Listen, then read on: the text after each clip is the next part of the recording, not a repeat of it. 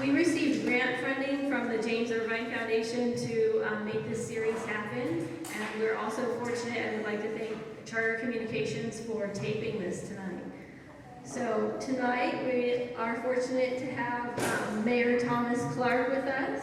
He was mayor from 1975 to 1980, and again from 1982 to 1984. So we're going to learn more about his life and his time during those years, his years as mayor. And we are fortunate to have Councilwoman Gabelich from this district, who is going to interview Mr. Clark. Well, thank you everybody for being here tonight and giving your time up for this wonderful event. And Mayor Clark, I promise you I won't let it be too difficult. But I want to say that if somebody had said to me 25 years ago that I would have a reserved parking place next to Mayor Tom Clark, I never would have believed it. So it is a privilege to be here with you. So on behalf of the society, I want to thank you for attending tonight. The goal of the series is to tell the story of our city over the last 4 years, through the 40 years. Through the eyes of its mayors. And each of the city's 5 living mayors will sit for an oral history style interview, discussing his or her own life and his or her view of the progress of our city.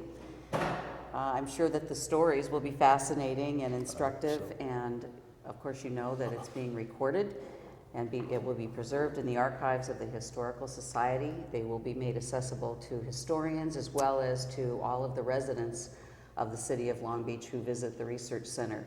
And I'd actually like to say that I think that you should make this available on a DVD set. You know, I think that would be something that would be a nice little fundraiser for the Historical Society. And we're always looking for ways to promote and raise money for this great organization. You did identify that the James Irvine Foundation is made this possible through a grant.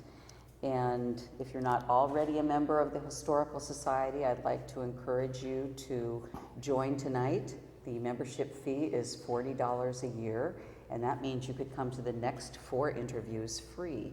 So if you haven't signed up, please do so. And now, without further ado, I would like to again introduce Mayor Tom Clark.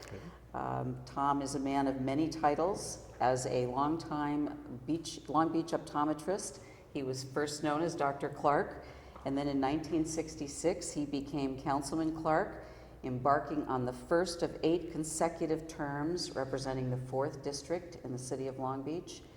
Tom was the first elected mayor of Long Beach by his council colleagues. I'm sorry, he was not the first mayor, he was the first elected by the council. First elected by the council in 1975, and he served until 1980.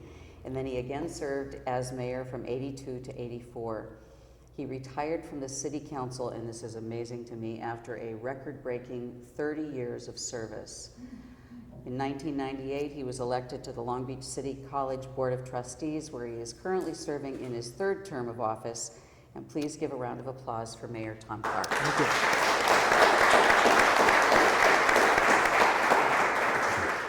you. Is your preference today mayor, doctor, or Tom?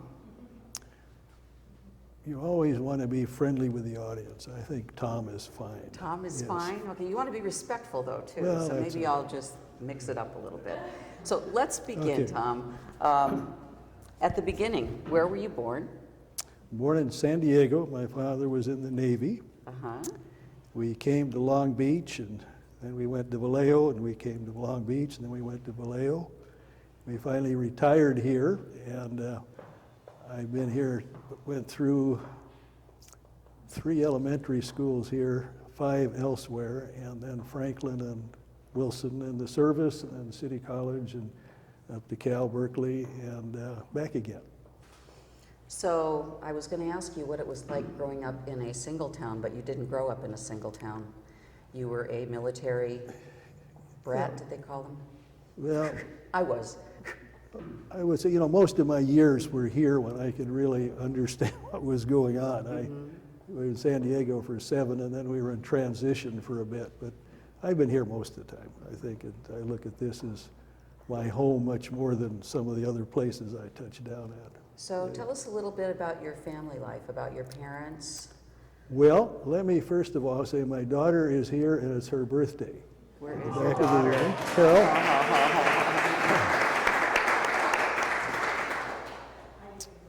Well, Dad was obviously in the Navy. They were from the East Coast. Mother was from New York and my father was from Philadelphia. And he enlisted in World War I and came out here and had a career in the Navy. And my mother did work down at Walker's, was her only activity where she enjoyed that many, many years. She worked down there, which is a department store that some of you know, the older ones, but not the younger ones, in the corner of 4th and Pine. And I have a younger brother who's back east. I have 2 sons who were back east. One is a professor at George Washington University, and the other is an attorney. And my daughter Carol works for Verizon, and very successfully. And I'm very fortunate. And at age 78, I had my first grandchildren. Fortunately, they were twins, so we had one of each. So I have grandchildren back in Washington, D.C. area. Excellent, excellent. So you've answered about 6 of my questions. Well, that's So good. let me go around We here. can Little move into the siblings. serious, You had into the one serious brother. stuff. You had one brother. One Is brother. that correct? Right. And when you were growing up, what were your special interests when you were high school age? Well, I like to read, and I used to play out. We used to play out in the street quite a bit, play over the line and things like that. So I didn't have any really serious interest. We got involved in track when I was a junior and had some successful years running, and that became an activity that I spent quite a bit of time at and enjoyed. But I've always enjoyed reading. I've been an avid stamp collector, and that's probably, and I enjoy playing golf, staying active, just kind of a general activity without any particular unique things or anything that might pique your interest as to why I did it. Any clubs, any sports other than the Well, I the belonged track? to You were on the track team? Lions Club we had a Tillsman Club out at City College. It was mostly Wilson High grads, and I didn't in Cal. I lived in a co-op, and my brother came up, and we were there together for a year, which was nice. But I belong to Lions Club and the Rotary Club. I still belong to Rotary. And been active in the Y for years. I was chairman of the Los Altos board in some of the first years out there, and still sit on the Metropolitan board, so that's probably my main outside. A few others, but those are the main activities, I would say. Other than the city council, and I was involved in the National League of Cities, was on the board there, and then was president of the California League of Cities and sat on that board for 20 years. So if we go back to your college days, I know you attended Long Beach City College, where 2 you're years, currently on the Board of Trustees, and then on to UC Berkeley. What years did you attend Berkeley? I was at Berkeley 48 through 51, and we went to the Rose Bowl 3 years. Now, since then, Cal has gone 1 year. So we had a very fortunate period. We didn't win, but we came close. Well, you were a good influence on them then. I hope so. So did you begin your college days knowing you were headed into the medical field? No, I was an optometrist. Yeah, I went up there. I took 2 years of pre-optometry at City College, and then I got into 3 years up at Cal in the School of Optometry. So that's what led you into that field? Well, I wore glasses. I think it's curious. Now you're laughing, but if I ask you how you got into what you're in, you'd be surprised how you just happened to get into something for some reason. And I kind of like the idea of being independent, and it just had an appeal to me. And again, I really can't give you a real serious answer, but it worked. So that's what we always like to do. So I'm going to assume I was going to ask you what made you decide to locate your business here in Long Beach, but it sounds like you were pretty grounded. Just came back home, Mm-hmm. and I wanted to be Excellent. here. Excellent. You've already told us about, yes, you were married, children, grandchildren. Congratulations on that, and Yes. happy birthday to your daughter Yes. today. Yes. So let's move on to the city life. Were you involved in community issues prior to deciding to run for the 4th District Council seat?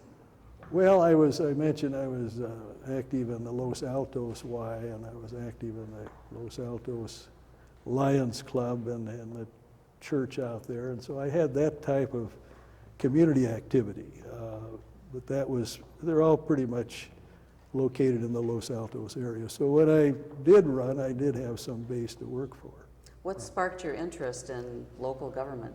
Well, it was incremental. In 1960, we had open seat, and a fellow named Claude Ryerson, who was a realtor, was running for the seat. Nice man. And everybody told Claude he was a shoo-in, and some fellow named Andy Baird, who was a real strange individual, won. And so I said, my God, I've got to do something next time around. We can't, this guy was, anyway. So a fellow named Jim Hayes, I was introduced to him by one of my friends in the Y, and he said, he's running, and I said, well, that's great, I want to get behind. So I was general chairman of Jim's campaign. And Jim Hayes, if you remember, was on the council, then he was in the assembly, and then he was a supervisor for a number of years. And so I got involved in his campaign, and as an end result, I was on the park commission. And I was on the park commission at the time we were fighting for El Dorado. We had a ballot proposition. I was president that year, and fortunately we won by not a lot of votes, or that could have been a lot of homes out there. So then Jim decided to run for the assembly. And I decided that I could do it and still have my practice because it was basically part-time. And so I decided to run, and I had not a lot of resources, and so I got out and walked. Well, it was not done much at that time because, little known to me, the newspaper didn't endorse candidates, they had their candidates. So I'm running against the newspaper's candidate, but I got out and walked, and I spent $2,000, and I was successful in the primary. And a fellow named Hank Ritter was the publisher. And Hank played a very strong role in what went on in the city of Long Beach. And I went out to speak to him a couple of times, and it was a monologue. It really wasn't a conversation. And so after I won in the primary, he said, well, we're not going to endorse you. Well, he didn't have to because I won in the primary, and he didn't endorse the other party. So I was fortunate, not realizing that I had beat their candidate just by going out and walking, which I continued to do a great deal. And it's the best thing you can do in a campaign is to get out and walk. And then I discovered about the third campaign, Clark bars. I had a campaign advisor, and don't knock Clark bars, because I'll tell you, politics is name recognition. And I still have kids who are no longer kids come up, oh, I remember you, not for what I did, but the fact you got a Clark bar. And so I must have given out about 30,000 Clark bars. I had a source where I could buy them. And so that's how I got in and how I kind of stayed in for a good number of years. So in the mid-'70s, when you were first elected mayor, what did you feel were the most important issues in our city? Well, you have to realize about 1974, we lost the Navy. Downtown was having difficulty because of Lakewood and the suburban shopping centers. And the federal government in one of its surveys had indicated Long Beach was one of the most economically distressed cities in the country. So we did, at that time, we had 3 city managers out here, each for about 10 years. John Mansell, who had come in 1960. The newspaper had managed to get a council that they had endorsed, and the council came in and decided they need a new manager who was the city auditor. So John came in, and I think the relationship between the city and the Press-Telegram was quite close for a good number of years. But John was a good manager, very fiscally sound, and then we brought in John Deaver. John came from Sunnyvale, and he came in 1977, and John was very good, very good. We did, and by 1984, I was back, and I sat on the board of the National League of Cities and was on the platform, and Reagan was speaking.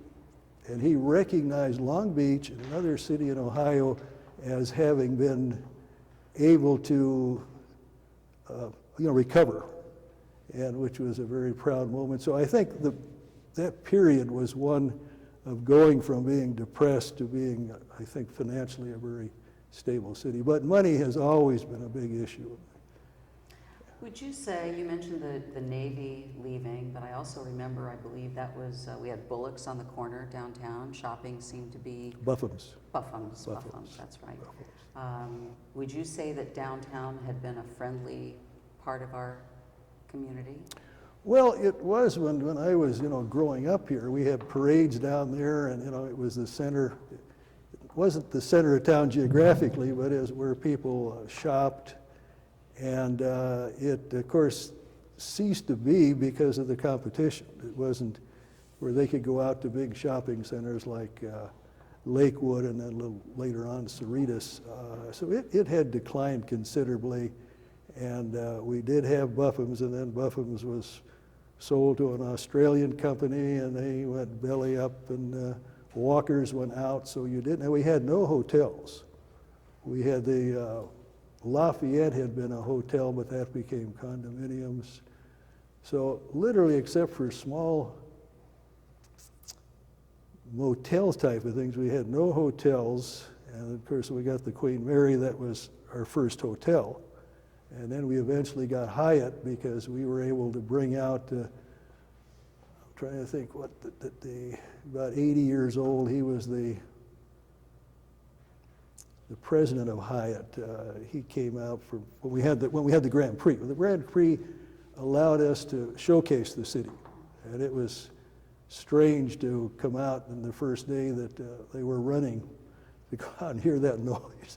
And cars running all over. And they used to be up on Ocean, and then they had to come up and down and it isn't as exciting now because they're all on the flat. But it's been a great event. We did subsidize it to start with and called it advertising.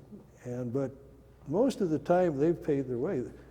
Other cities have tried to put them on. They have to pay them to come there, but actually they pay us for police and fire, and it's been a great attribute to the city. Chris Pooh came out to my optometric office. I didn't know Chris from the Man on the Moon. And he started to talk about cars running around the city, and I said, I wonder who this guy is. I didn't, because he had been a travel agent, and then he brought in Les Richter, who I knew from Cal, was a quarterback of the football team, that had the Riverside, and then there was another famous driver who I got to know fairly well, and I can't think of his name. And it gave him credibility because he had some people there that knew something about racing because I didn't know what. And he did a great job because that was a tremendous to come in there and put up all those there was cement barriers and all of the stands. And then if you were around at the time, they had a bridge over Ocean that was deadly because it would sway as you went across it. So we got off of Ocean and you don't have that wonderful bridge anymore. But it was a tremendous asset to the city. And has been over that time. Absolutely, absolutely, and they certainly have. That's a long answer to a short question. That's okay. That's why we're here. That's why we're here. How did you view the city government's role in the revitalization of our city? Well, it was obviously, critical. We formed the Redevelopment Agency, and I insisted that it be independent of the city council, which I think was a good idea. And if you hadn't have had that stimulus, I don't think the private sector could have done it on their own. We worked on that, and it started, as I said, we were in the mid-'70s, and John Deaver came in, so it took 25, 30 years before you really even up to what opened on the Pike here, I guess, over the first part of the 2000s. So it's a long process to bring in, and we got the mall, and that was the developer that did that was famous. I'm trying to remember his name, but he spoke at Rotary, and I had been down to San Diego and had that open air mall down there. I forget what they call it in San Diego. And I said, well, why did you build a closed mall and then you went that way? Well, that was the style. I think we were the end of the closed malls. It was the last one he built, and then he switched over. So you had to do it, or I don't think left by itself, the private sector probably would not have. And you have to have the private sector involved in it, because that's the ultimate. But I think the city had to be involved. And I think basically we did a good job, but it's a long process. So that was at the beginning of redevelopment in the city of Long Beach. Yeah, I think we got somewhere in the 70s, I think we got into it must have been about that period of time, late 70s. So how did City Hall balance spending downtown versus in the neighborhoods outside of the redevelopment areas? Well, I don't think that of course, most of the redevelopment money was going to come from downtown because it had to be out of that area. So in that the source was located downtown, obviously you could spend more of it. And we still borrow back and forth, as you know. But it's, and that's to some extent been an issue because we're very neighborhood oriented. But I represent Los Altos, and it's an area that's still very fine. And the really improvements out there are not that, the maintenance is necessary, but you really don't have, except the Los Altos Shopping Center, which that went out, and we worked for about 3 years to put that together and borrowed from the west side to do that. And I'm sure we'll pay it back at some point. I don't know what the status is, but you don't have the needs that you have downtown. You have the center of town is always going to take more of your resources because it's where most should be going on. It isn't necessarily because our downtown is not centrally located, and that's been a problem, but that's where it is. People seem to be concerned about, the reinventing of downtown versus, the support of the neighborhoods. What would you say to them today? Well, I think that you have to have some equity. I don't think you can put everything downtown. I think you have to maintain your neighborhoods because that's part of the core of the city. If you don't have good neighborhoods, you're not going to have a good city. So I think there has to be a degree of equity, but you're probably not going to spend as much money as you would in that business because that area can generate jobs. And there are things that we've done on the commercial nature out in the districts where we've put money in. And you have to do that, but I think you're always going to find yourself spending more for that area than you are in the residential, but you can't starve the residential areas though. And you'll never make if you don't, our people, because we're so neighborhood oriented, a lot of people don't go downtown. And so they don't always feel the affinity to downtown that they really need to have because the fact that it does generate jobs. And it's in some degrees a engine for the city to be able to raise revenue, which is important. So I understand that in 1967, you rode on the last voyage of the Queen Mary. You brought her home to Long Beach. Can you give us a bird's eye view of that trip?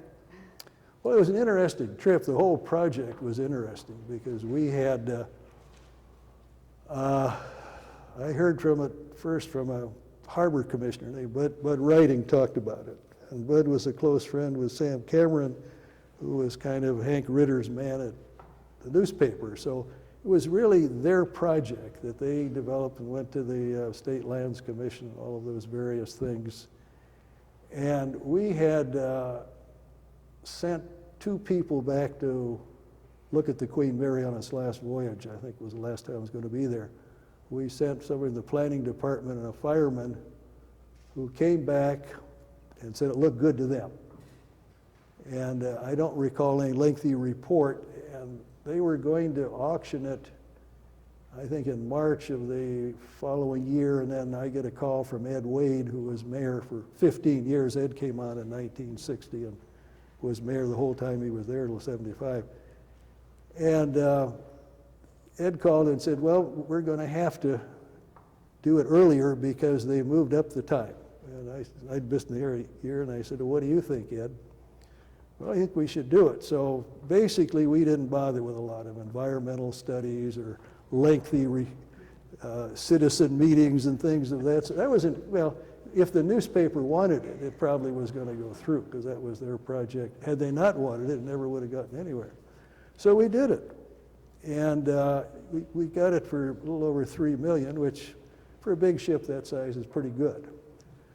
And we brought it around, my wife and I, the city council took different segments of the trip because we had to keep a majority there. And my wife and I took from Acapulco on up, which was kind of interesting because we came in to see all of the fire boats and everything was, our little boats were out there. So it was, so then we had the ship, we had an operator, I forget who the operator was going to be, who decided they didn't want to operate it.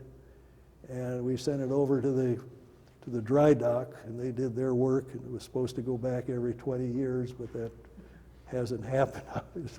I'm not sure how we'd get it out of there. So they began to do the work on it, and then they had to replace the electrical. But anyway, $60 million later, we have the ship, and it's ready to go, and we don't have an operator. So we had to piecemeal it with PSA had the hotel, and we had Jacques Cousteau and his son did the museum, which was a very poorly done. The only thing I got a picture with Werner von Braun, Jacques Cousteau, Ed Wade, and myself. That's one of the few things I got out of that Queen Mary. So the museum wasn't particularly successful. They didn't have much expertise in that. So we have over the years had various things happen to the ship. It's an asset. Of course, it's all paid for, so we're not, but it is still, I felt that probably the big asset there is the land next to the Queen Mary.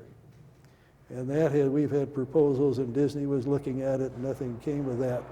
So I think it can be maintained and operated and have some additional development on the pier side that make it successful. But it employs a good number of people. It's I think been reasonably successful. It just seems to be we have had people come in and out. Joe Privitel, we were fortunate, was here because when Disney pulled out, we had no operator for about a year. And Joe, and I like Joe, and he may have pluses and minuses, but he came in and he probably one of the few people that could have kept it alive.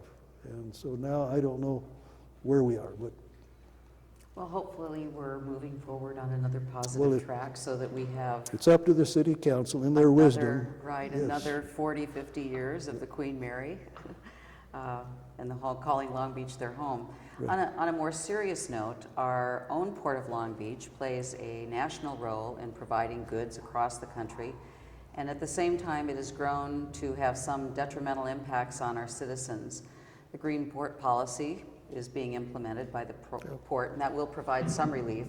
But was this an issue at all during your tenure? No, the port always was a question of how we could get money out of the port. And Do you there are have certain, anything to share on that? there's a certain amount that we're allowed of their profit. I think it's 10%. But no, the port is, and they're always very unhappy when we talk of just making them a department and not an independent body as they are. But the newspaper always rises up in righteous indignation when anybody says, well, we should operate the port, and have that.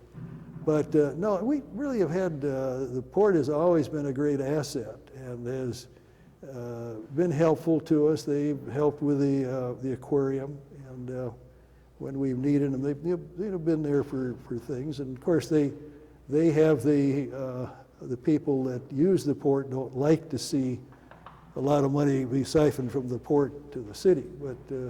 But I think we've always had a good working relationship. So you had a positive relationship Oh, I with the think port, so. with the Yeah, council, yeah. yes. And during your role as mayor, your terms as mayor, how did you influence the port activities? Well, you don't really influence the port activities per se. They operate as a successful business, so it's always been questionable whether they needed our help or advice, and certainly they weren't looking for it. We've, from time to time have had some issues, but overall, I think the relationship has been because they are successful. I think it's be foolish for us to step in and say, well, we're going to give you some advice on how to operate your port. So I think they do well. It's been a good operation. Okay. Okay, today there are many that are vocally criticizing the influence of Proposition 13 and the negative impact that it has played on the revenue streams. What was your position on Prop 13 before it passed in 1978? We opposed it. How do you think it affected the municipal government then? Oh, And terribly. We set our own budgets. We were able to set our tax rates. We were independent of Sacramento. The schools did, the county probably did, the city did, where we could set our tax rates. And traditionally, property taxes have supported schools. And then Prop 13 came along, which you have to realize too. Prop 13, Jarvis was working for the apartment house owners. Now, those are the people that made the big killing.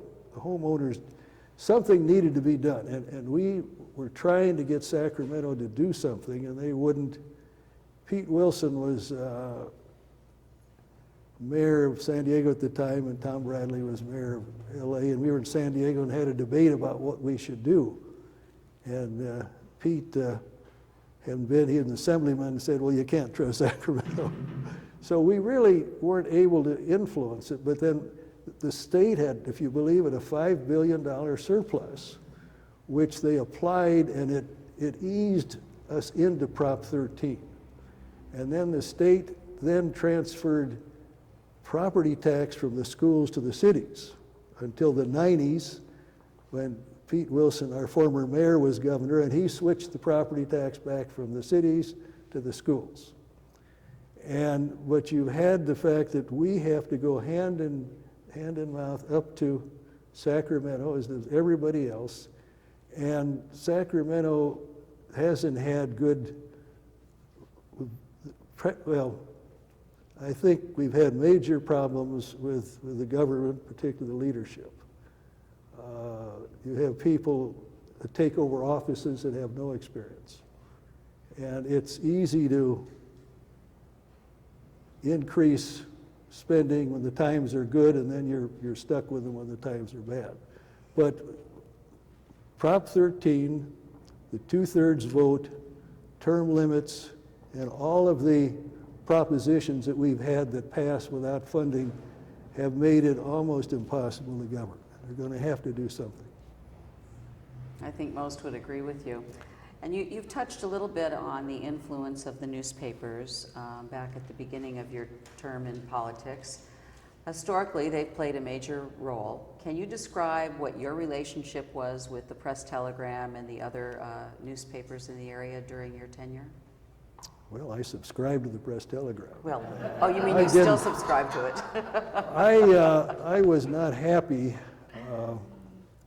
with the fact of I wasn't that much aware of the influence that the paper had when I first came in office.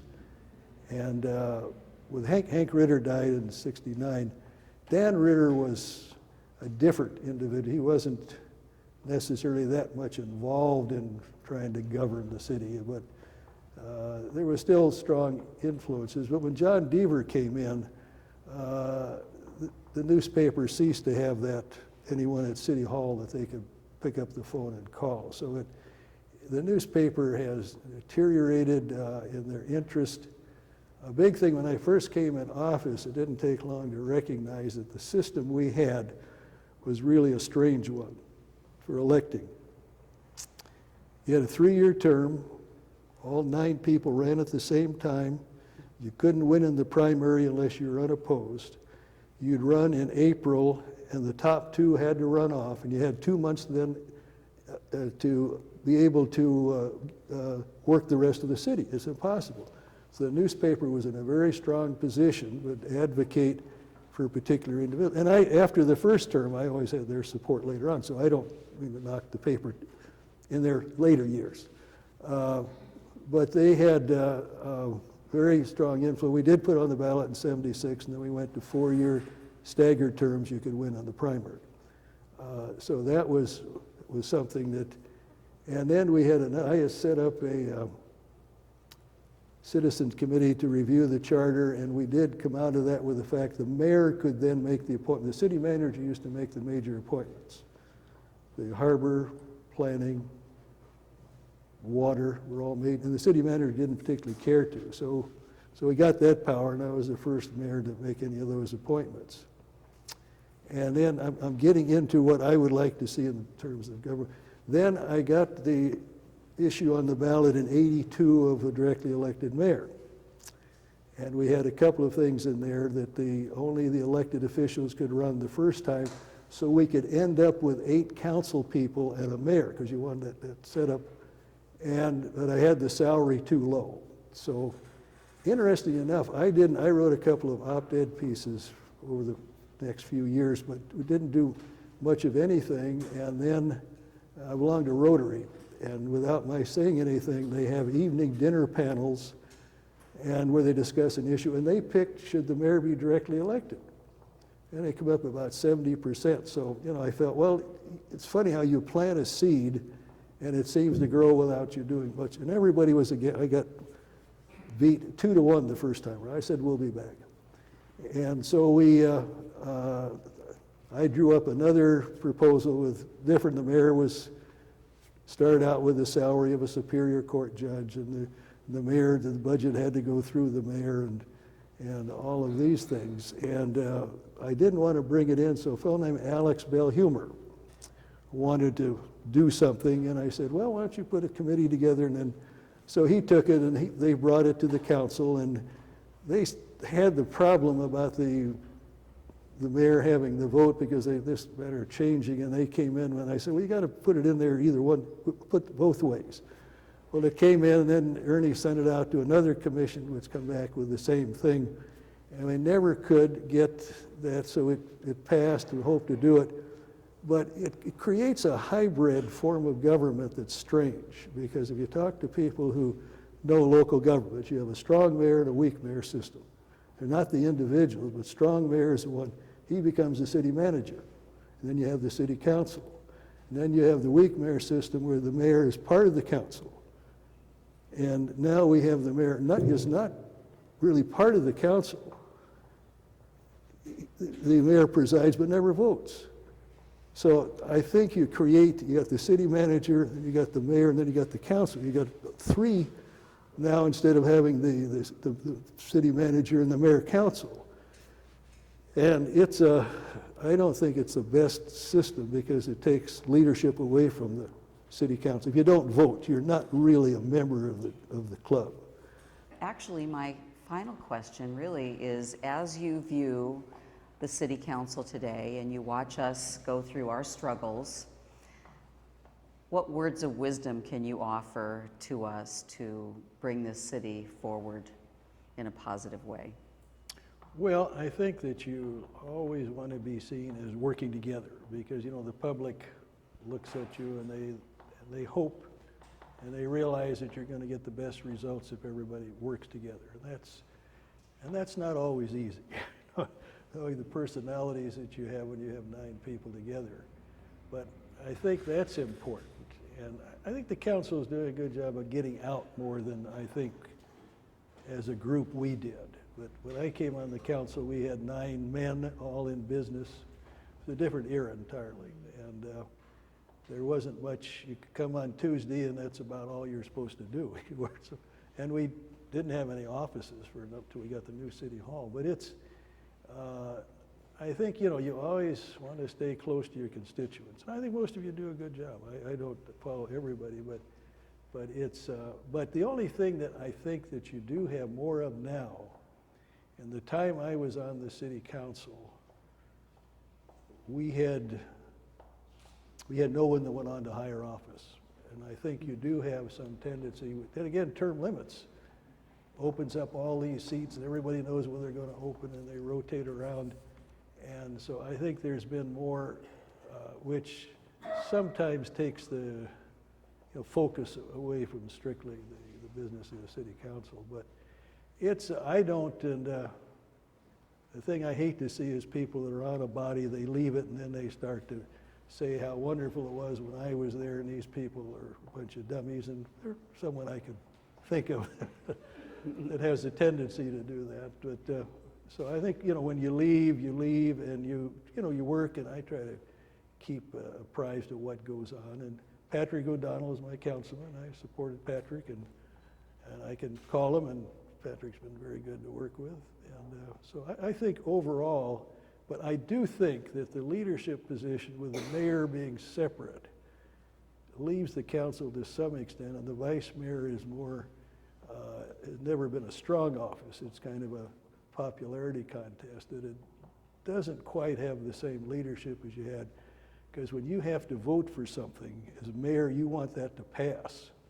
So you're going to put a lot of work into whatever comes in to make sure you got 5 votes, or it doesn't come in till you get 5 votes. So you get into, I think, some issues on leadership with that situation as it is. Not that I think in many ways Bob does a fine job, but I think he's, each mayor has, from early on, have kind of fashioned the office in their own way of what their strengths are and what their interest is. Ernie did less of that because he was on the council. So he was very familiar with that, so it was more less, but I think since then, where the mayors have come in totally independent of having, having worked on the council, there's more of a tendency to develop the office of the mayor as somewhat of a separate entity than the mayor-council office was. So you said, if I understand you correctly, you said that you would like to see it back to where the mayor had one of the 9 votes? Absolutely. Because what you have is a hybrid system that people knowledgeable in local government can't understand how you have a mayor that doesn't vote, who isn't an administrator. And so it leaves the mayor in a situation where they can kind of develop what they want the office to do. And the duties they have, as I say, haven't changed that much over the years, except the budget and line veto and things of that sort. So I think it's, we're all are, if you have to vote, it's a totally different situation of sitting there and urging people to vote when you don't vote. And you never have to identify what's your position. Now, the mayors will indicate where they are and where they would like you to go, but you're still, it isn't the same. And I think, and it's a hybrid system that, in essence, as recommended systems, doesn't exist. There's some weird situations. You find we got 16,000 local government, and you got some strange ones in that mix, but most of them are very small cities where it doesn't make that much difference.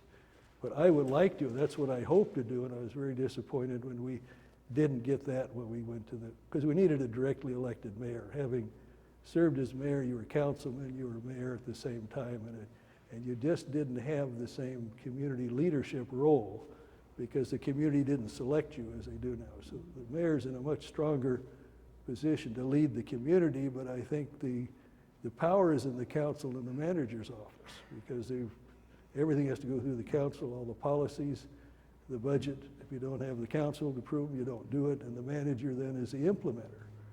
And it leaves the mayor in a situation where they're really strange. You And know what I've talked to Bob about this, but Right. he has his feelings about what. Yeah. Well, I think that you're right, that the mayor's position does have to be voted on citywide. I think that's I think that's critical. Totally. I don't think we could really go back to No, you wouldn't the want to old do that. way. And I don't think that the voting for all 9 council members was citywide was really fair to some of our districts that were underserved. Well, you would have gone to court on that one if you hadn't have changed it. Mhm. Yeah. It was all east side representation. So that was a positive move, but I do agree with you. I'd like to see the mayor have that influence, so that we could be working. I think that would help us work together. Well, the mayor in a has much stronger influence, way. but I He think has that, influence, all yeah, right. I think the fact of bringing the office, though, as part of the council, where you're specifically dealing with because they say you got the legislative body and you have the management, and you don't have the triad, the federal government, because you don't have judges. So normally you just have the 2 bodies. You have the policy body and the implementer, and that's what you have. And then you put the mayor in the middle, and it really, where is the mayor as the legislative, which he really would have to be because he's not the city manager. But anyway, this is one man's opinion. Okay. Well, that's good. We appreciate your opinion. I'm going to back up to a question that I did miss over. Our current Civic Center encompasses City Hall, the main library, and Lincoln Park. That certainly was a futuristic look for Long Beach at that time. What was your role in getting it built? Well, we had put it on the ballot a number of times, and it failed, and then they put it on the ballot to take over some building. So when I came down there in '66, after a year or two, I looked at things that we could do, and we could set up a joint powers authority. And so I supported that, and others did too, worked on it to make it a joint powers authority, and we did it. And whether we put it on the, but it's hard because I think of the neighborhood's feelings of wanting to do something downtown, City Hall. And so that was the way it needed to be done, and that was the way that we did it. So today, as we went to the people with Measure I to address a lot of the issues and the needs of our community, and that failed, in your eyes, what do you think, what should the message be to the residents of the city and how they can participate to make our city a better place to live? Well, It's extremely difficult to get 2/3 in a large city unless you've got a very wealthy community. And proposition was really dead on arrival. There was no way you were going to get 2/3 for a proposition which didn't have specifics. Now, we've been very successful at the college. Of course, now it's 55%. But you've got a specific use in education. It isn't broadly, we're going to do this around the city and we're going to do that. And it just was too uncertain or murky as to what I was going to get out of it. And we had one ballot for the police department that didn't pass. So it really is awfully difficult to get the 2/3. I think if, as I understand, if you'd gone for the parcel tax, that required just a majority, didn't it? But you had to have the total city council. Correct. That had a chance to go, but 2/3, I think Bob, I'm not sure why he wanted to try for 2/3, because it was a hill that, he put a lot of effort into it, but it just is extremely, because for every one no, you have to get 2+ people to vote for it. And you always have, they've had things on the ballot that have been innocuous, and you'll get maybe 15% say no because it's on the ballot. I mean, so you don't have much squeeze room there when you go out for 2/3. And you talk about money, and then you've got even a higher mountain to climb. Well, politics are strange at times, aren't they? They are strange, but interesting. This completes the formal portion of the Historical Society's oral history interview with Mayor Tom Clark. We will have a few minutes for questions, but I want to remind everybody that 1 week from today, this series will continue, and it will be former Mayor Eunice Sato being interviewed. So I invite you to join 1 week from today, and actually every week following that, because I think this is going to be very interesting for our city to actually follow the growth and the role that these folks have played in the development of Long Beach. So I'll open it up at this time for questions. Mary. Yes, you mentioned Dan Ritter and Sam Cameron, Press Telegram. I was wondering if you could comment on the influence, while you were mayor, the influence of the law firm Ball Hunt Hart. Okay, I'm told that I'm supposed to repeat the question, okay, so that it's on the air. So let me see if I can get that. Based on the former folks from the Press Telegram, the question is if there was a significant influence by Ball Hunt law firm. Is that correct, Mary? Okay. Well, they made a living off the city. I think that Ball Hunt and Hart represented every entity on the Queen Mary. So they were very much, and they got some very good, they're a very strong firm. And Ball, of course, was very famous as an attorney. He was a criminal attorney, and he was on the Warren Commission for the Kennedy's assassination. So he was a very, very fine reputation. But it was a very good firm. But let's say it did get a higher proportion, I think, of the work that it might have had otherwise. But and they were, basically a good group, but they did get an awful lot of city work, particularly on the Queen Mary. Yes. According to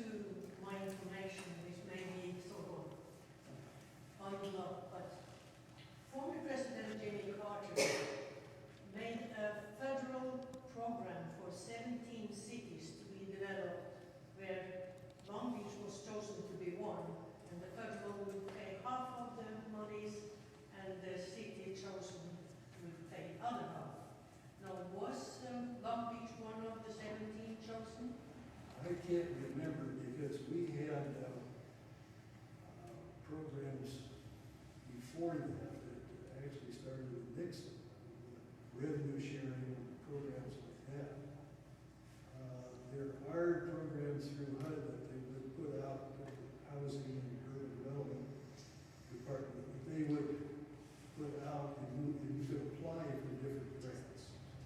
I can't remember Carter getting into a specific, well, we had model cities as a program, and we were too proud, we weren't going to ask for federal. When I first came up to council, I was very concerned about business people.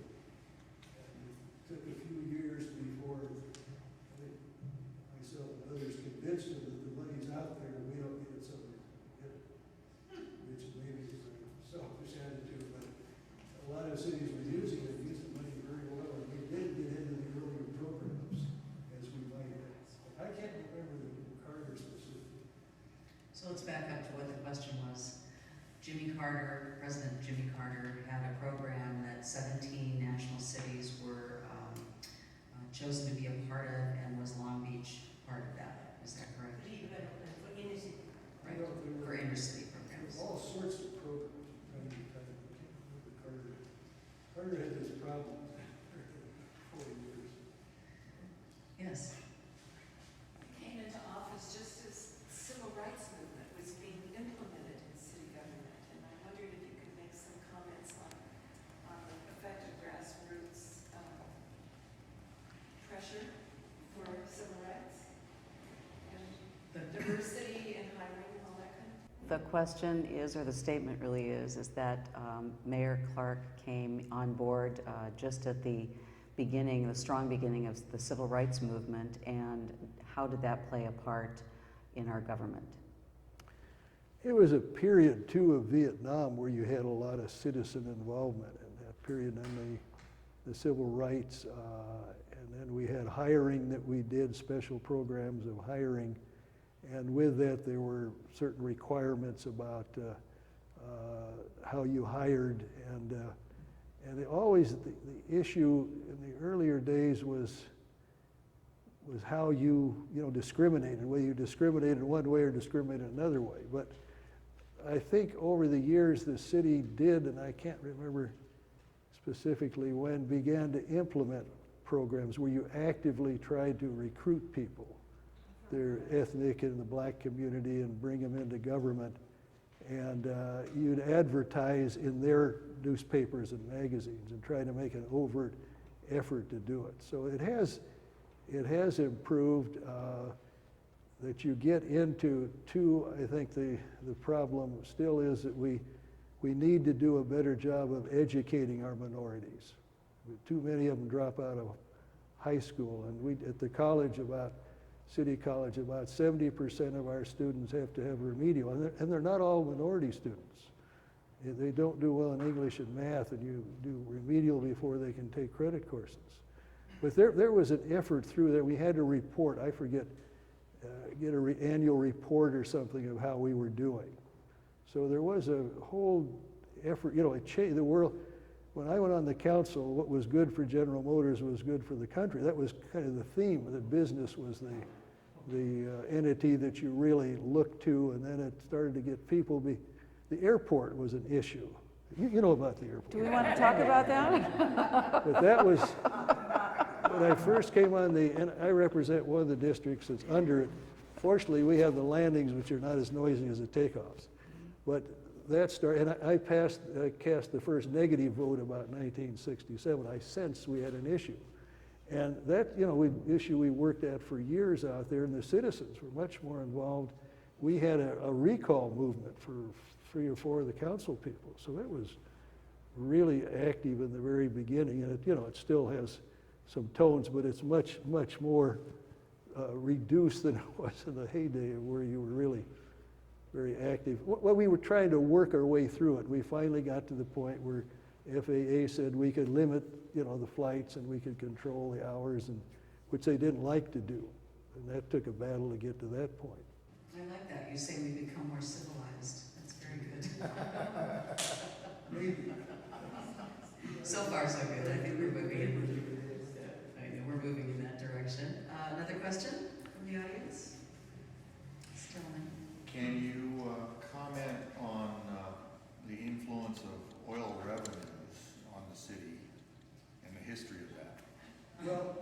question is, can he comment on the oil revenues of the city? Well, we have certain upland oils that we get all the revenue from because they're on city property. And but the harbor, we had, when we first started, there wasn't any control over the amount of money that went into oil properties. We had a city attorney that, I wasn't there when he was there, that said if you spend it, if you spend it, they're gonna take it away from you. You better not spend it. So they kept putting it in the bank and they didn't spend it till they had $100 million, and then we went to court and lost half of it. And then when we had the, there was an agreement that we could get, many years ago, we could get, I think, 200 million, and after that, we only got $1 million a year. So it's been helpful, but again, you were restricted. You could only build up to the high tide line as it was in 1912, I think. So you never could go out and spend the money. You could build the auditorium, and you could build the marinas and things of that sort. But it's been a help, and I think that we fortunately, then the islands, you know, they look like they're South Pacific islands almost. And so it's been helpful to have that money, there's no question about it. But we're very limited now on how much we can take of it. Any other questions? Yes? Yes. How do you feel that your work on City Council prepared you to serve so successfully at City College? Okay, the question is, how did your work on City Council help to prepare you to be so successful on the Board of Trustees for City College? Governance is governance and people are people. So the same things that I say, if you get 3 people together, you got politics. Because one's trying to get at least a majority. So you have the same things, I think, that work. You want to always be honest with the people you work with. You want to be sure that you're informed on what goes on. So when you come to a meeting, you know, you're participating. And it's just, you know, if you go to a board meeting of any organization, you've got the same thing of treating people with courtesy and as much as you can at times. And so it's, I think, you know, that obviously you develop skills when you do anything. And after 30 years, you're kind of, you know, fall into certain patterns that seem to work, and you discard the ones that don't work. But it's experience. I think people, when you get somebody elected to a body, there's some reason the feeling that that person now knows everything, and then they're always afraid to ask questions because they don't know everything. And it takes years, and that's the trouble with Sacramento. You've got people that go up there for 6 years. Of course, then they run for Senate seats, and but you have people that become chairman of the budget committee after 2 years that really don't. So there is experience involved, but the public has, I think, the idea that we got to change the rascals very often so they don't get used to it. And so the end result, well, we have term limits, which one of our citizens wanted, and then as soon as I wasn't going to run, he ran for the office. So it's interesting. So this is kind of I really already know the answer to the question. What are your feelings about term limits, locally and statewide, actually? I think term limits, you know, if you're not doing a job, people can turn you out. But it's just, obviously, having been there 30 years, I can't say that I'm not opposed to it. But you're losing. It takes time and it takes effort to build the skills that you need to be a good legislator. Just as when you go on a board, you go on a Y board or a church board, it takes a while to find out how that board functions, and you don't do it automatically. And I used to recommend that people stay quiet for 6 months and find out where the alligators are before they start, you know, trying to get into, not that they can't vote on things, but just not to try to come up with some ideas that maybe aren't that good after all. Next question. I'd like to know what you think your best legacy is to the city in your years of governance, and maybe the biggest mistake.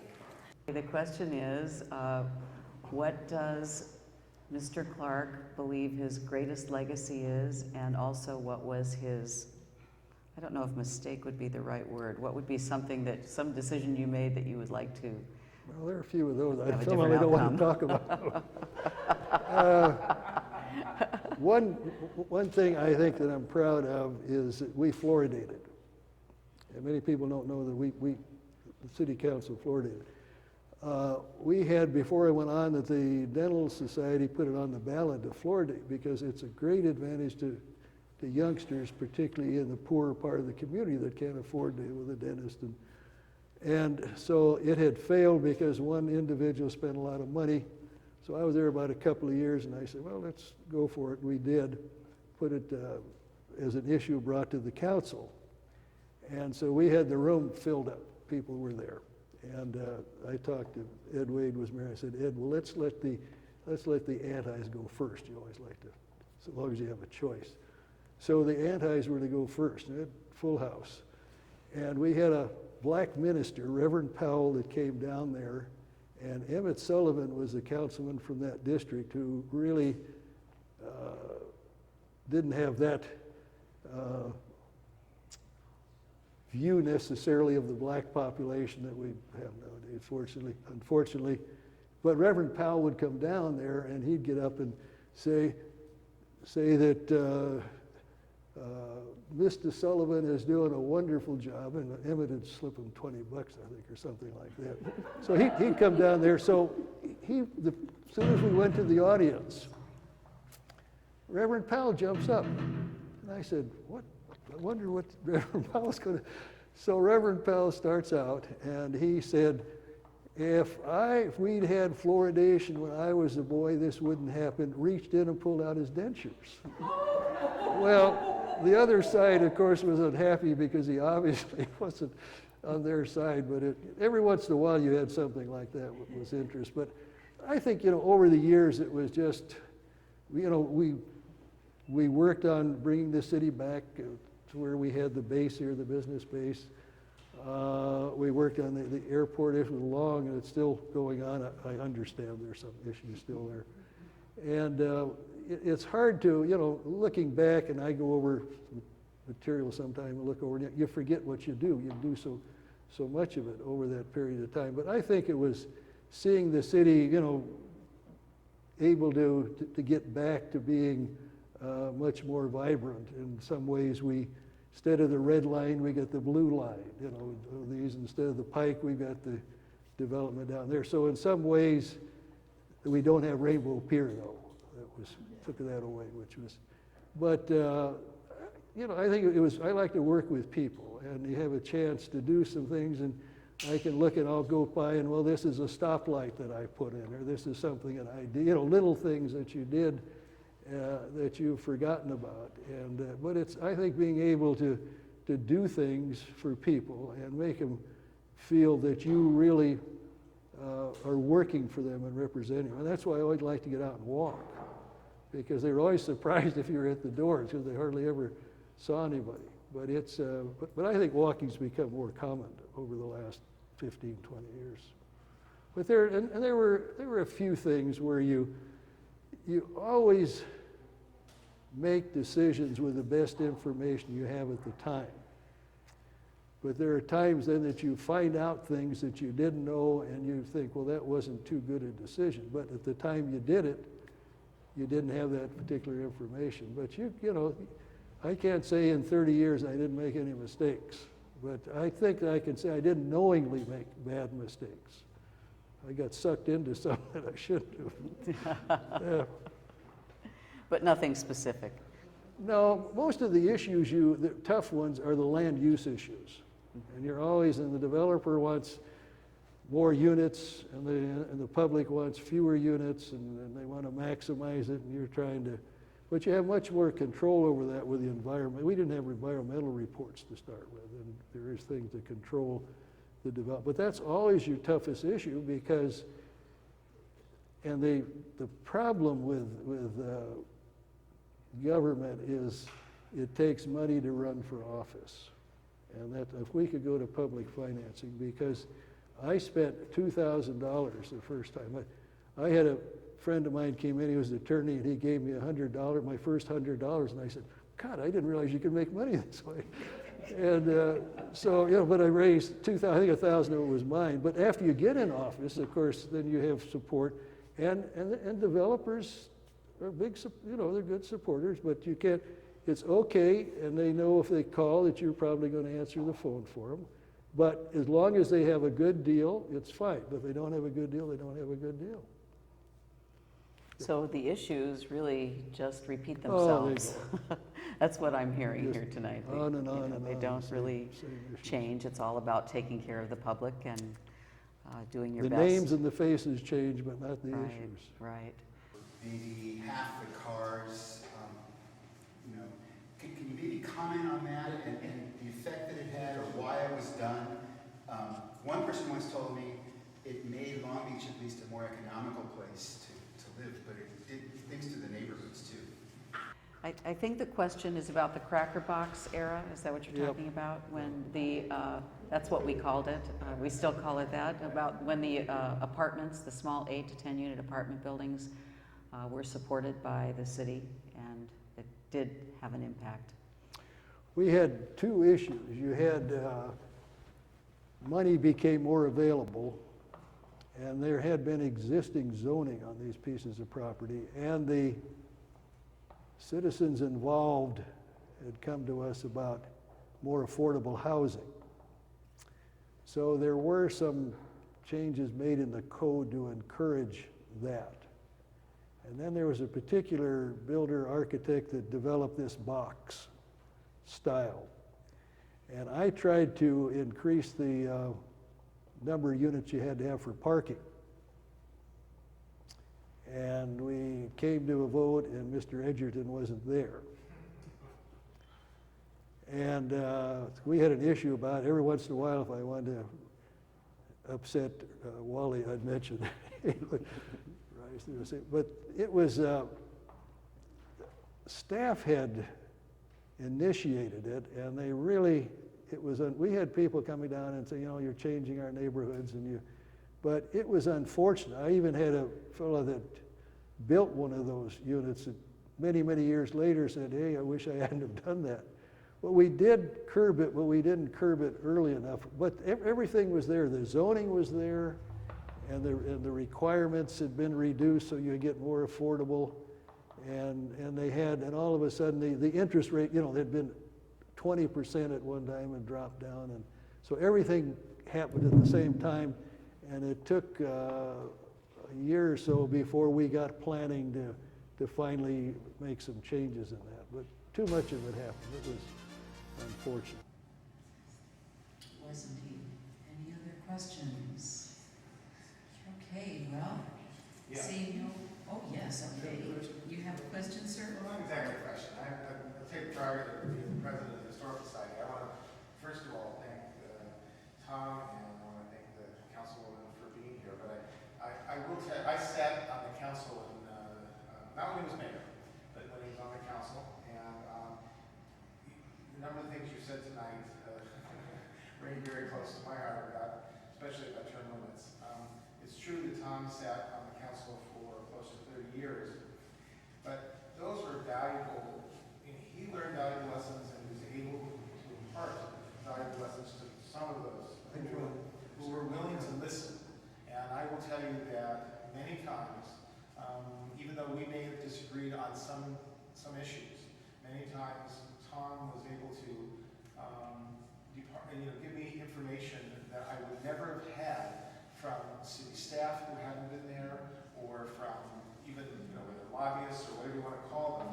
He was able to say, gee, we had done something like this before, and it either didn't work or this is maybe what we should do. I always valued Tom Clark's advice because he was a constant reminder of where we had come from, but also where we were going, and was willing to make listen and make changes as he, in his best judgment, would move forward. I think that of many of the mayors, I have to special kudos to Tom for his leadership over the years, and he knows that I feel strongly about that because I've told him before how much I very softball question about how to, because he doesn't have as many, he doesn't have to listen to as many, what do you call them? Those people who come down, Gadflies. gadflies, you know, to come down to the council. But the reality is, you're right, wherever he sits, whether it was on that or whether it's on, I'm sure it's on the state commissions he was on the PERS, he was always respected for his knowledge and his understanding of the issues that came forward. And he always studied and knew what was going on. So I wanted to bring that up. So I also wanted to remind everybody here that, and thank you for, if you've already become a member, if you want to become a member, we encourage it. We happen to have some refreshments in the other room. We happen to have some books for sale that, from historical perspectives of our community. And we'd love for you to participate. We'd like to see you again at some of the future our future gatherings for this. I'm going to be interviewing in 2 weeks, I believe, on the 9th, Mayor Kell, who was also on the council during the period of time I was in. And I want to again thank you and thank Ray for your very thoughtful questions, and thank you. Thank you.